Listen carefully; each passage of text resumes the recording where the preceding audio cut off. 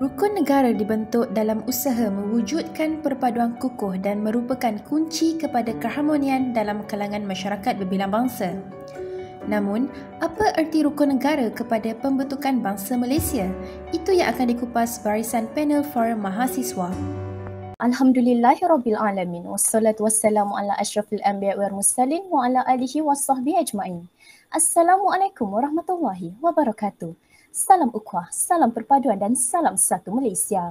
Warga hadirin sekalian, bersyukur kita kehadrat Allah Subhanahu Wa Taala kerana dengan izin dan limpah kurnianya dapat lagi kita bertemu dalam forum mahasiswa bersama saya, Nurjanah binti Muhammad Hamiza pada hari yang berbahagia ini.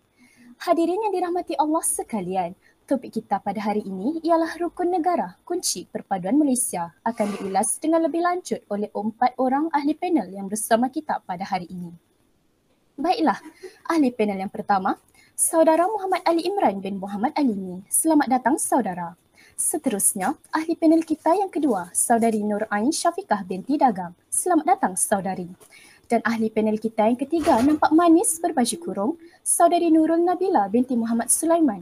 Dan akhir sekali, ahli panel yang keempat, Nurul Nur Raihani binti Ali Akbar Miah. Selamat datang juga kepada saudari.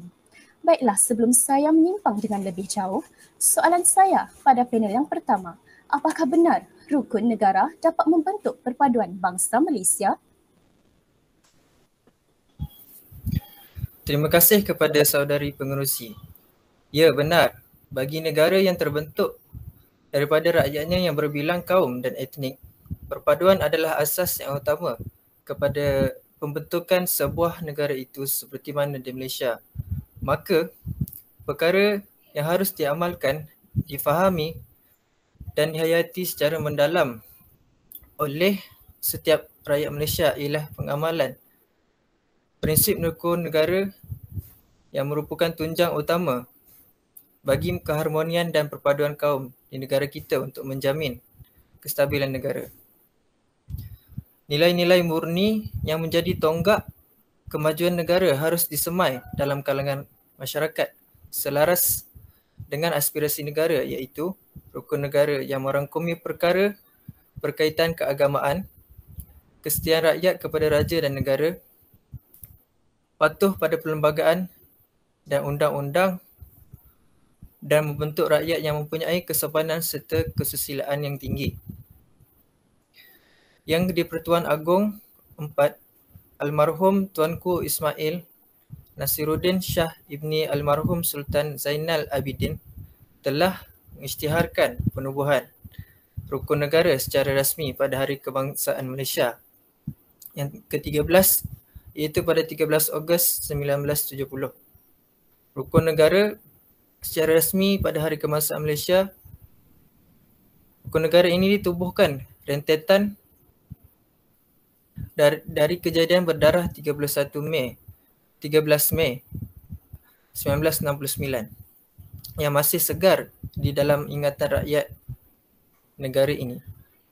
Tragedi 13 Mei 1969 terjadi disebabkan oleh isu sensitif perkauman yang dicetus semasa pilihan raya telah mengganggu gugat prinsip perpaduan etnik di negara kita pada waktu itu. Justru, ideologi negara yang telah menjadikan 5 prinsip utama, yakni rukun negara, yang diperkenalkan untuk menjadi aspirasi negara dan masyarakat Malaysia dalam usaha bagi menyatu padukan rakyat Malaysia yang terkenal dengan pelbagai kaum, agama dan bangsa kepada satu bangsa Malaysia yang mencintai negara dan sanggup melindungi negara daripada anasir luar untuk ke arah membina perpaduan yang lebih utuh dan mantap antara rakyatnya serta masyarakat yang berjiwa patriotik. Terima kasih kembali kepada panel pertama kita di atas penjelasan yang utuh lagi berisi. Sebentar tadi, panel pertama menyatakan bahawa perpaduan merupakan asas kemajuan dan pembangunan sesebuah negara. Ia menjadi pengikat terpenting dalam mencapai sesuatu kejayaan. Kerajaan memperkenalkan rukun negara bagi mewujudkan kesefahaman dan perpaduan antara kaum untuk membina sebuah negara yang aman dan damai. Maka soalan seterusnya untuk panel yang kedua, apakah matlamat pembentukan rukun negara ini? Terima kasih saudari pengerusi. Penggubalan rukun negara semestinya mempunyai matlamat yang tersendiri selain mengukuhkan perpaduan antara rakyat. Matlamat yang pertama adalah bagi memelihara kehidupan demokratik. Di dalam perlembagaan negara, ada menyatakan bahawa kebebasan hak-hak asasi dan segala aktiviti politik di negara ini adalah terjamin selagi perkara tersebut sah di sisi undang-undang negara. Walau bagaimanapun, kebebasan dan hak-hak yang ada ini mestilah tidak disalahgunakan bagi tujuan menaikkan semangat perkauman melalui demokrasi atau untuk memusnahkan demokrasi. Jika terjadi sesuatu kemaslahatan yang melanda negara, kita mestilah mengutamakan kepentingan negara terlebih dahulu daripada kepentingan sesebuah kaum atau golongan kerana kestabilan dan keselamatan negara mudah untuk diancam jika ia diabaikan. Selain itu, pembentukan rukun negara adalah untuk mewujudkan sikap bertoleransi terhadap tradisi kebudayaan yang kaya dan mempunyai pelbagai corak. Di Malaysia, masyarakatnya berhak untuk mengamalkan ajaran agama, adat dan budaya masing-masing selari dengan misi perpaduan negara kita. Walaupun wujud jurang perbezaan antara kita, semua golongan masyarakat mestilah berusaha dalam melahirkan sebuah masyarakat yang di mana kelainan budaya itu dapat membawa keuntungan dan dapat menjadi salah satu sumber yang kukuh untuk bangsa dan negara kita. Akhir sekali, matlamat pembentukan rukun negara adalah untuk melahirkan golongan masyarakat yang maju dalam menggunakan sains dan teknologi moden. Rakyat Malaysia hendaklah mempunyai impian untuk melahirkan sebuah masyarakat yang progresif bagi menggapai kemajuan di dalam bidang sains dan teknologi selari dengan perkembangan teknologi masa kini. Pada era globalisasi kini, seluruh negara sedang menunjukkan kemajuan yang drastik di dalam bidang ilmu sains dan teknologi. Selain itu, apabila lahirnya rakyat yang progresif, ia dapat menjadi sebuah golongan masyarakat yang boleh bergerak maju dan berdaya saing selari dengan kemajuan sains dan teknologi dan menjadikan negara kita salah satu negara yang berkembang pesat dan maju. Terima kasih panel yang kedua atas jawapan yang cukup bernas sebentar tadi. Jika sebentar tadi kita sudah tahu matlamat penggubalan rukun negara, sekarang saya ingin meminta pendapat panel ketiga tentang kesan penghayatan rukun negara terhadap bangsa Malaysia. Terima kasih saudari pengurusi. Pemahaman dan penghayatan rukun negara bagi setiap rakyat Malaysia amat penting untuk membentuk negara yang aman, makmur dan sejahtera. Di samping dapat mewujudkan perpaduan kaum antara masyarakat di negara ini. Salah satu kesan penghayatan rukun negara terhadap bangsa Malaysia ialah keharmonian dan kemajmukan menjadikan Malaysia sebuah negara yang sering dicontohi dan dipandang tinggi oleh negara lain. Malaysia mempunyai berbagai perayaan yang disambut oleh penduduknya. Sepanjang tahun, kita boleh lihat berbagai perayaan yang disambut oleh penduduknya yang diraikan dalam keadaan meriah dan menghibah. Setiap tahun kita boleh lihat setiap perayaan tidak kira Hari Raya Aidilfitri, Tahun Baru Cina, maupun Dewa Bali mengadakan rumah terbuka. Dengan ini, tradisi mengadakan rumah terbuka perlu dikekalkan secara tidak langsung telah memberi peluang kepada berbagai kaum dan agama untuk saling kunjung mengunjungi antara satu sama lain bagi memeriahkan perayaan tersebut. Sambutan perayaan yang diraikan tanpa mengira kaum dan agama telah berjaya membina kesepahaman dan rasa hormat dalam kalangan masyarakat majmuk negara ini. Selain itu, penghayatan rukun negara dapat membentuk sebuah negara dan masyarakat yang adil dan saksama. Ahmad Mustaman merupakan tokoh kemerdekaan negara menyatakan keadilan sosial adalah satu sendi, satu syarat yang paling utama dan penting untuk menentukan tulen atau tidaknya demokrasi yang dijalankan oleh sesebuah negara. Ini menunjukkan pentingnya nilai keadilan sosial dalam membentuk sebuah negara demokrasi. Oleh itu, masyarakat di Malaysia tanpa mengira bangsa, etnik, agama, budaya, umur, jantina atau latar belakang diberi hak kebebasan sama ada dari segi pendidikan, pekerjaan, kesihatan atau kebebasan bersuara. Hal ini kerana demi menjaga keamanan negara dan kestabilan ekonomi, sosial maupun politik. Tuntasnya, payatan rukun negara oleh setiap rakyat Malaysia amat penting untuk menjamin kemerdekaan dan kesejahteraan negara.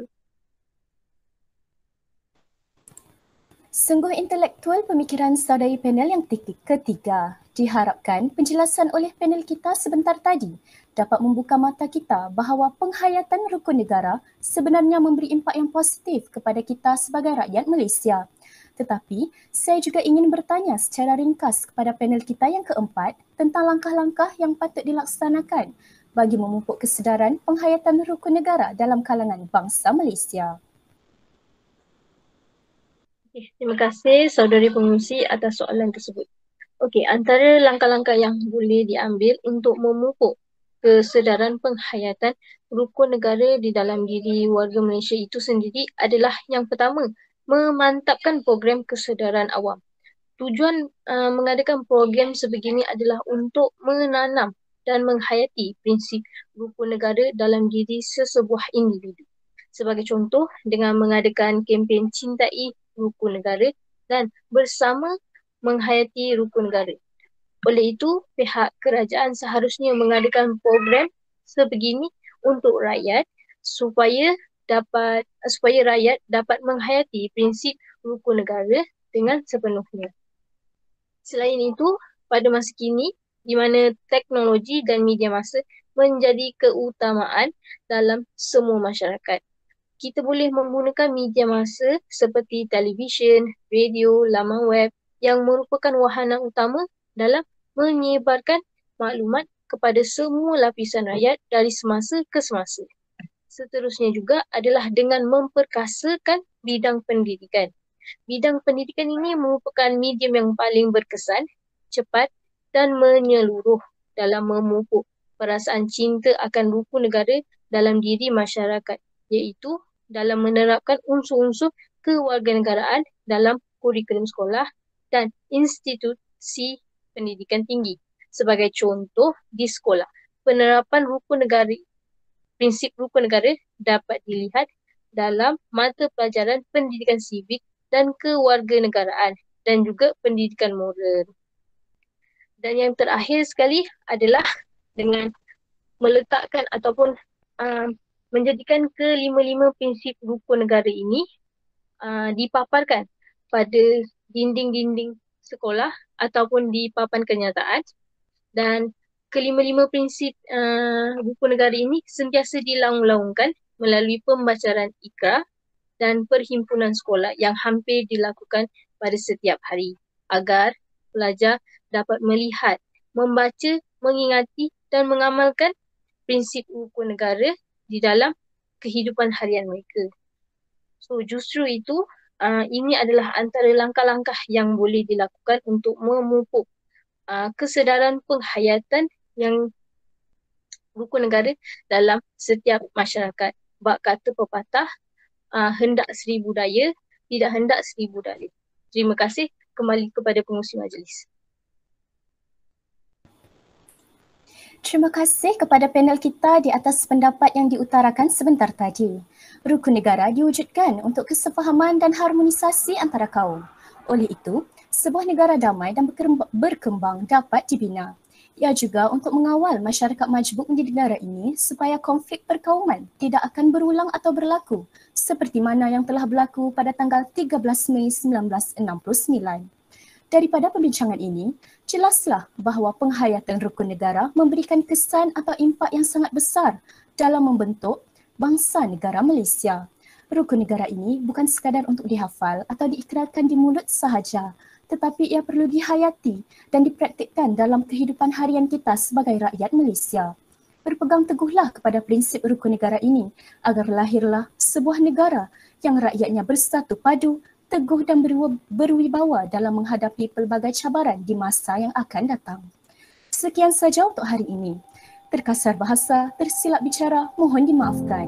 Sesungguhnya, yang baik itu datang daripada Yang Maha Pencipta dan yang kurang baik itu adalah datang dari kekilafan diri kami sendiri. Wallahu a'lam. Saya sudahi forum mahasiswa kita dengan lafaz yang mulia. Wabillahi taufiq wal hidayah. Assalamualaikum warahmatullahi wabarakatuh.